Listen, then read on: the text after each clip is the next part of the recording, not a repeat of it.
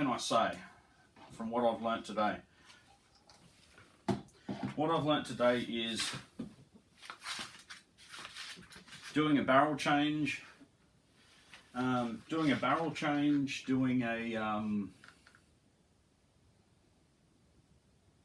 greasing the front seal for the nozzle.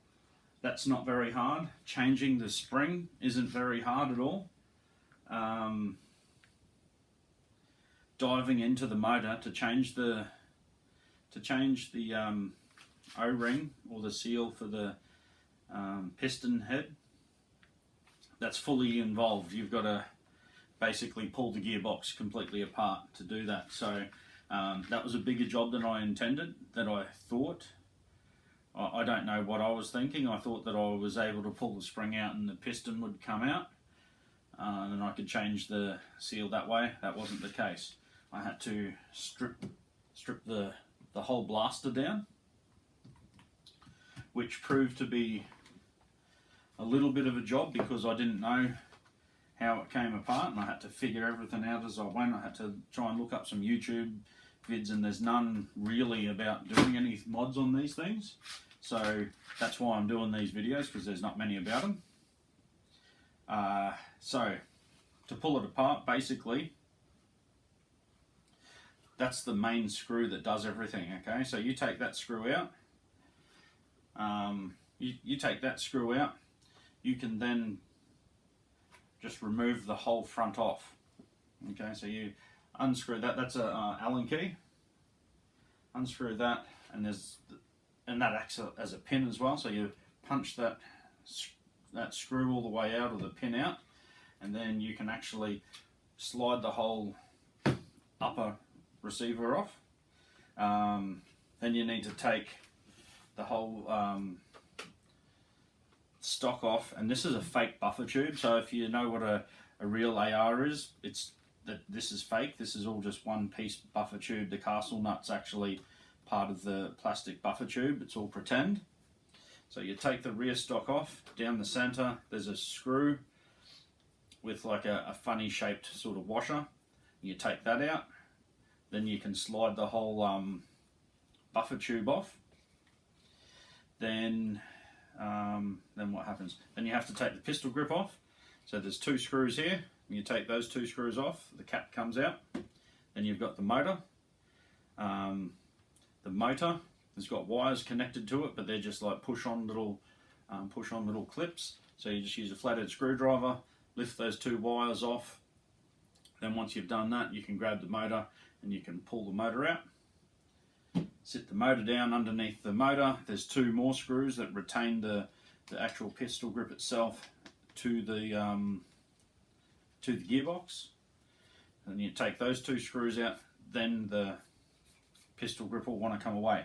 But there's wires that go through the pistol grip, they go through the gearbox, and then out the buffer tube, where the buffer tube goes.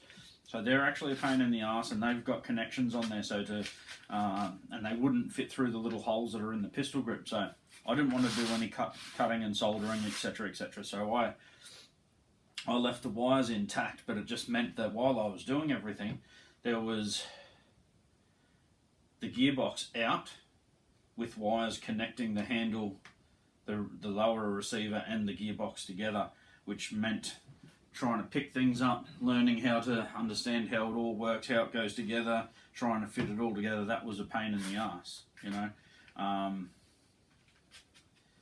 So, and then to strip it down further, once you've got the pistol grip off, then you need to unscrew the magazine release, which is here.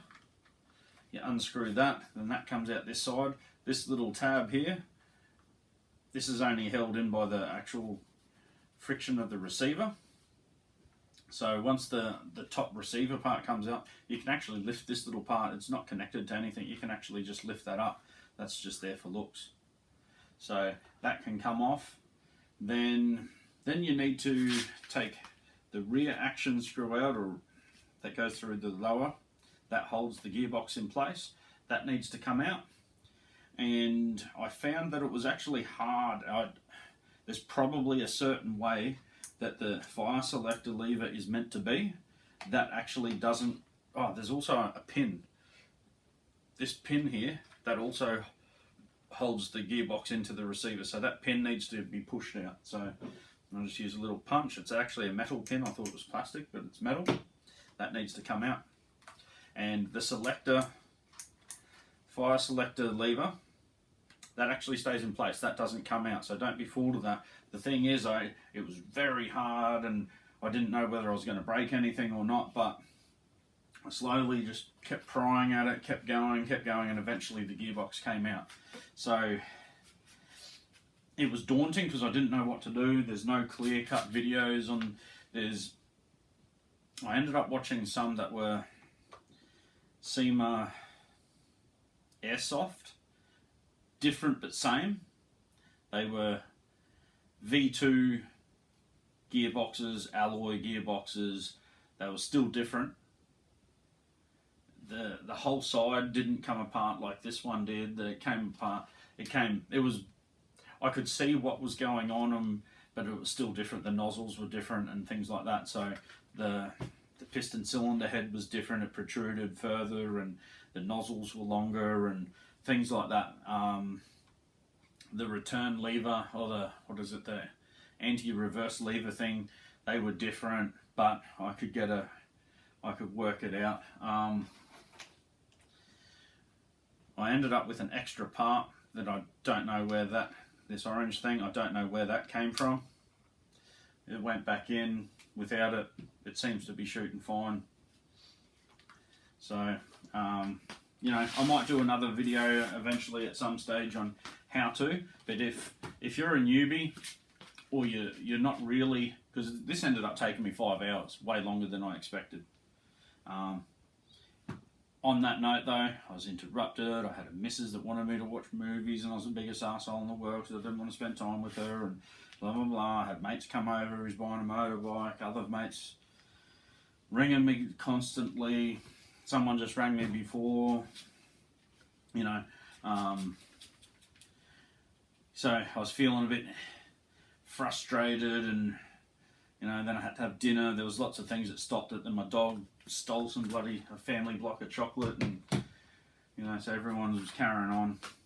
So it was a bit of a stressful build, but it is definitely doable, and I recommend for someone who's not really technically minded or mechanically minded.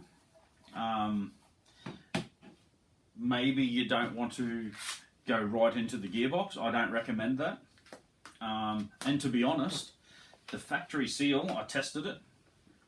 I put my finger over the nozzle, and I was pushing the piston in, and the factory seal was pretty bloody good. It was definitely working, and it was, considering that these guys talk about bleed off and things like that, and these have got quite a short barrel to begin with. Tiny little bit of bleed probably wouldn't hurt anything anyway. You're going to make up for it with that spring. So I recommend just doing just the spring, maybe a bit of grease on the nozzle, and I would pretty much call it done. Yeah, if you want to go the route of the 11.1 volt battery, it's totally your call, but you'll null and void your warranty. That's why I've got a few of these, so I can play around. You know, maybe I'll make this my original, and I'll make that my test bed, and I've got this one as a backup, and I've got another one coming. So, I've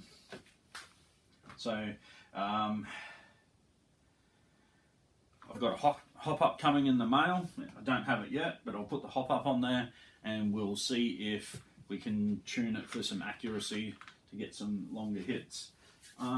Anything else that I can recommend? So again, if I was to recommend this to somebody straight out of the box, you could leave it as it is. Leave it as it is and maybe just put a hop up on it, and it will be totally fine. Those who are seeking that little tiny bit more, chuck a spring in it. It's easy. Just leave the standard piston O-ring in it, the cylinder head O-ring. Just leave it as it is. I think it's going to be fine until something happens, like you break something or that it really well, it actually needs to be torn down. And if you're not mechanically minded and you don't need a lot of tools to do it. I just had a soft mallet, just a small little soft mallet. I needed one pin punch. I needed a file, and I'll talk about that in a sec. And then just a bunch of screwdrivers. I needed a couple of Phillips, 3 different size Phillips head screwdrivers I needed. One really fine, one of those, whatever you call them, the ones for your glasses, precision screwdriver or whatever. And I needed I think that's a 3.5mm Allen key. The file, what I needed the file for and what I found. Okay, I found even the guys putting these together in the factory obviously have some issues. Put that on the safe. Up the back here, when I actually got the gearbox out, in the back of the gearbox, all the cables are running from the pistol grip and down the buffer tube here, and they go through the rear of the gearbox. Now there's a real tight pinch in here, especially just here, where it's feeding from the gearbox into the buffer tube. In the buffer tube, because that's all like, I don't know what sort of molded plastic, however they do it, but there's a couple of sharp steps in there, and they've just wedged these wires in there. They've been cranked down with the screwdriver and everything's been pulled in tight, and it actually stripped some of the insulation from the wires away. So I ended up getting a little bit of 100-mile-an-hour tape and just repacked it. But now, because it was already tight and I put even more tape around it, what I've done is I got a little file, and I filed in this 90-degree step that's inside here where it's cast in plastic. I just filed in a ramp and gave it some room for the wire to sit in there, and so that should be fixed now. That could have been potentially an issue. That could have got hot, melted wires, and then you're out in the field and it stuffs up on you. So that's potentially why having 2 of them is a good idea. So other than that, yeah, I think that should sort of cover it. Anyone's got any questions or whatever, please ask me and I'll be more than happy to get back. I will probably do some more mods to this. I'll probably mildly do up another one and then keep the 3rd one as a spare for if I stuff up something on this or if I have some problems. But because I think what I'll do with this is going to be my guinea pig, and I might put 11.1 volt motor in this. Sorry, not motor, battery. Just with the mods that I've done to it and the battery, I think that's done, and that should actually be quite a good, and a hopper, and that should be quite a good performing little blaster. So by the time I get my 3rd one, that means I'm going to have 4 magazines. I'll have 4 magazines, then I'll have 5 of those batteries, and I'll probably end up buying a battery charger and 2 batteries for the 11.1 volt, I think. And I think that's going to be job done. And then when I eventually break this, and then I can take some of the parts from this one, carry it over to the other 2, and then in the meantime, as funds come along, who knows if I keep going with the hobby, I may look at stepping into a steel or some type of a metal box, whether it's alloy or steel. Go the full shebang, and hopefully with a bit of research with air volume and all that sort of stuff, I might need a hand from some more experienced people to work out the volume sort of equations and things like that. And then, but I wouldn't mind having a go at building it together, putting it together myself, saving the labour, because after my little go today, it took me 5 hours. I imagine someone who knows what they're doing, it's probably going to be, I would say, a minimum of 2 hours. I reckon there's every bit of an hour pulling it apart. There's probably a good solid half an hour putting it all together. You know, you might be up to 3 hours labour, I don't know. I reckon there might be 3 hours of labour in there, and I don't know whether they charge by the hour, but I'm pretty sure old mate said $60 an hour, but they also might just have a standard flat rate fee to build a gun, and it could be more than that. So I would be looking at a minimum 120. I would want, yeah, I'd say $180. Look at $180-ish for labour plus your parts. So keep that in mind. Mind you, if you buy a $400 or $500 one like some of my mates have, they easy spend another $400 or $500 on it, because you're paying for labour and all of the upgraded parts. Just because you buy good parts in a gun, it doesn't mean it's all hand fitted nicely. They're just, like I found in here, they're just thrown together. So